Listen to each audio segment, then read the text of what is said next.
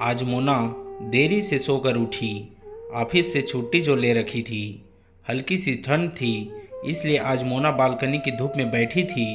Balcony में बैठे बैठे वह फिर आदि की यादों में खो गई। कैसे वह घंटों इसी बालकनी में आदि के कंधे पर सर रखे बातें करती थी, और आदि उसे तो बस मेरे घुंघराले बाल मिल जाए, घंटों मेरे बालों में अपनी उंगलियां घुमाएं, मुझे यह एहसास दिलाता रहता कि मैं हमेशा तुम्हारे साथ हूँ। लेकिन होनी को कौन टाल सकता है। आज से लगभग साल भर पहले एक कार हादसे के दौरान आदि मोना को हमेशा के लिए छोड़कर चला गया था। अभी मोना की उम्र ही क्या थी। शादी के बाद मोना और आदि 2 साल भर ही साथ रहे होंगे कि यह हादसा हो गया।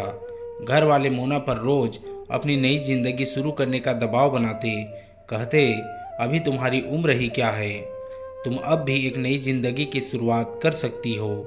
लेकिन मोना किसी की ना सुनती। औरों के लिए तो वो आज वैलेंटाइन डे था, लेकिन मोना के लिए कुछ नहीं। वह हर दम आदि की यादों में ही खोई रहना चाहती थी।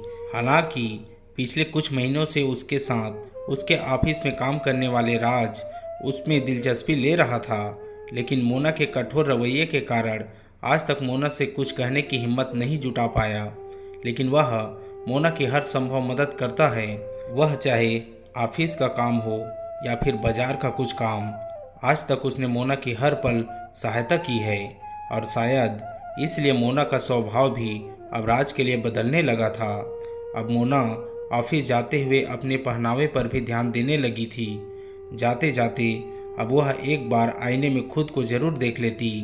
बस यही सोचते सोचते वह बालकनी की धूप में बैठी थी। ओफो, मैं भी क्या सोचने लगी। चलो आज वैलेंटाइन डे है, कहकर वह किचन में चली गई। आदि, तुम तन से मेरे साथ नहीं हो, पर मन से तुम आज भी मेरे साथ हो। तुम्हारी यादें आज भी मुझे जिंदा रखे हैं। देखो, आज मैंने तुम्हारी पसंद वाली पनीर की सब्जी और लच्छे पराठे बनाए हैं। आओ चलो हम भी वैलेंटाइन डे मनाते हैं। तभी डोरबेल बजने से वह दरवाज़ा खोलती है। देखा तो सामने राज खड़ा था। राज को इस समय घर पर देखकर उसे थोड़ा आश्चर्य तो हुआ, लेकिन फिर मन ही मन सोचने लगी कि कहीं न कहीं आज मन में राज के आने की आस तो थी।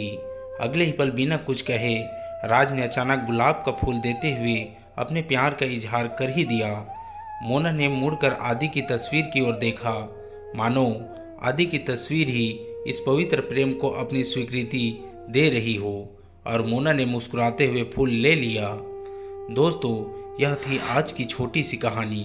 आपको कैसे लगी हमें कमेंट करके ज़रूर बताएं, और भी ऐसे ही बेहतरीन कहानियों के लिए अभी हमारे YouTube चैनल को सब्सक्राइब कर लीजिए। धन्यवाद। मिलते हैं और भी ऐसे ही बेहतरीन कहानियों के साथ।